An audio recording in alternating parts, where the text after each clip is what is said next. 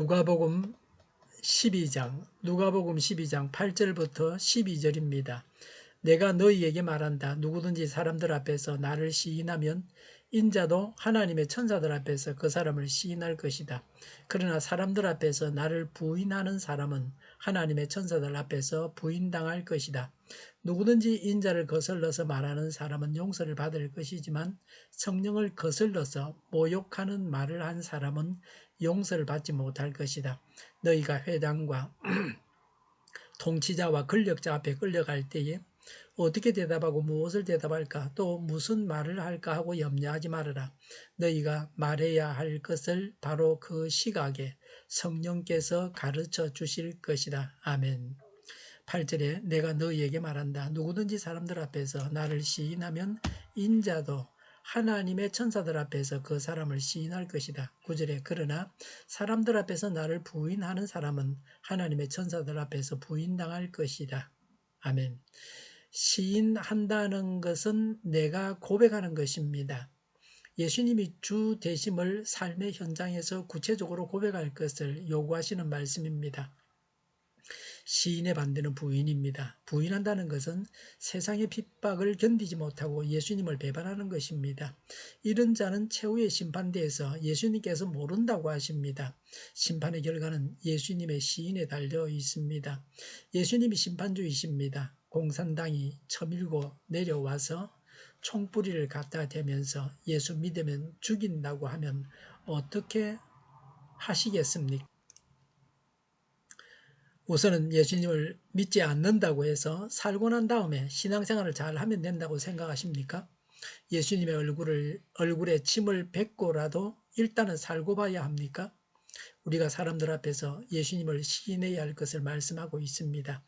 믿음으로 예수님을 시인했느냐에 따라서 최후의 심판 때에 그 사람의 운명이 달라집니다. 박해를 받으면서도 몸을 죽이는 자를 두려워하지 않고 끝까지 신앙을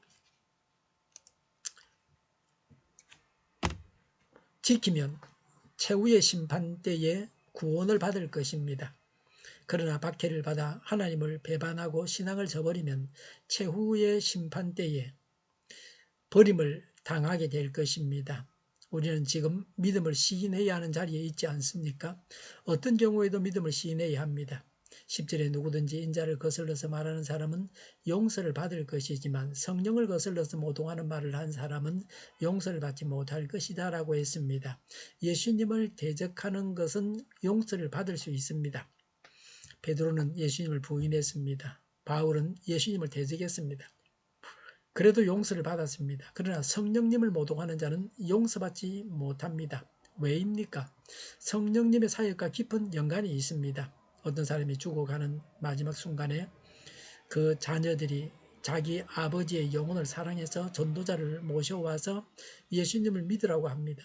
죽어가면서 마지막에 겨우 하는 말이 예수 믿으면 조상을 볼 낯이 없다고 합니다. 끝까지 예수님을 거절합니다. 성령님의 역사를 해방하다가 지옥 갑니다.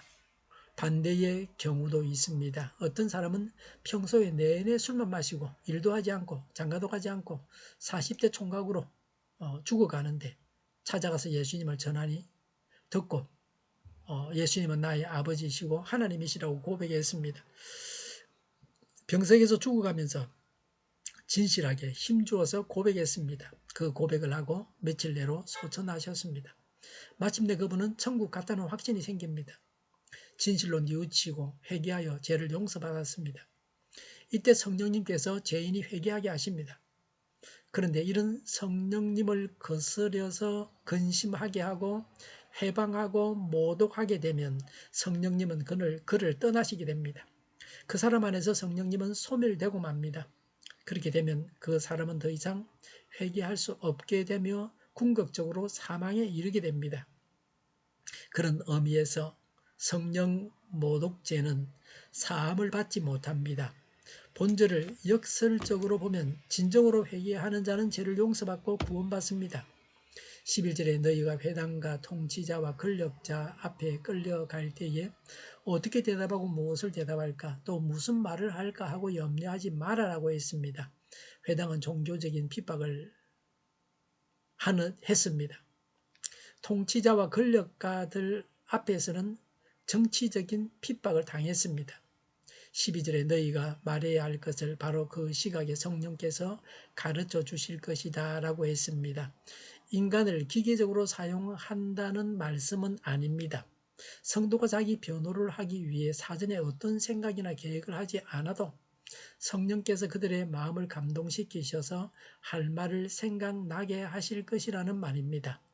사도행전에 또 베드로의 설교와 스데반의 설교, 바울의 설교가 그 예입니다. 중국에서 박해를 받는데 한 그리스도인이 박해하는 사람들 앞에서 말씀을 전거하는데 10시간도 넘게 계속 전했습니다. 어디서 그런 말이 나오는지 공산주의자들이 듣고 감히 대답을 못합니다.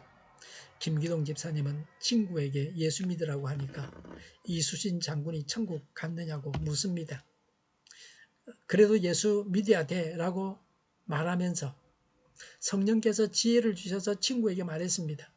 예전에 사셨던 이수신 장군이 천국 갔는가 하는 것은 그렇게도 관심이 많으면서 현재 살아있는 네가 천국 가는 데는 왜 그리 무관심하냐고 박해를 받을 때에 성도들이 해야 할 말을 성령께서 가르쳐 주십니다. 성령님의 인도 따라서 회개해야 합니다. 핍박을 받을 때는 성령께서 가르쳐 주실 것을 믿고 가르쳐 주시는 대로 말하면 됩니다.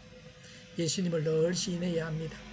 이제는 마지막 심판대에서 영원한 행복의 나라로 가라고 손짓하시는 예수님을 바라봅시다. 기도하겠습니다. 예수님을 사람들 앞에서 시인하는 믿음을 주옵소서. 성령님의 인도를 따라서 회개하게 하옵소서. 성령께서 가르쳐 주시는 대로 지혜롭게 말하게 하옵소서. 해야 할 말을 주시는 성령님을 믿고 의지하게 하여 주시옵소서. 오늘보다 내일이 더 낫게 하옵소서. 교회가 분열되지 않고 하나가 되게 하여 주시옵소서. 모든 언론이 제 역할을 다하게 하여 주시옵소서. 정의가 강물처럼 흘러가게 하여 주시옵소서. 하나님을 대적하는 법을 만들지 않게 하여 주시옵소서. 있어야 할 법을 폐기하지 않게 하여 주시옵소서. 코로나19가 물러가고 전 세계적으로 백신을 신속하게 대량 생산해서 충분히 공급하고 치료제가 나오고 갇힌 생활이 끝나게 하여 주시옵소서. 수도권과 부산과 영도의 환자 폭증을 막아주시옵소서. 우리 동일교회가 만구는 집하게 하여 주시옵소서. 예수 이름으로 명하노니 모든 병만은 물러가고 몸의 모든 부분들은 온전하게 될지어다. 신유의 기적을 베푸셔서 지금도 저희의 질병을 고쳐 주시옵소서. 코로나로 신음하는 모든 자들을 고치시고 온전케 하여 주시옵소서. 교회와 나라를 고치시고 잘못된 것을 제거해서 성결하게 하여 주시옵소서. 저희와 교회와 이 나라의 민족을 불쌍히 여겨 주시옵소서. 교회와 나라의 지도자 복을 허락하여 주시옵소서. 하나님께서 기뻐하시는 교회와 나라가 되게 하여 주시옵소서. 늘 맑은 공기를 마실 수 있게 하여 주시옵소서. 공부하는 학생들에게 지혜를 다하시고 앞서가게 하시며 합격의 영광을 누리게 하여 주시옵소서. 오늘도 하나님 안에서 차고 넘치는 삶, 복된 삶을 살게 하여 주시옵소서. 감사와 찬양을 주님께 돌려드리며 예수님의 이름으로 기도하옵나이다. 아멘.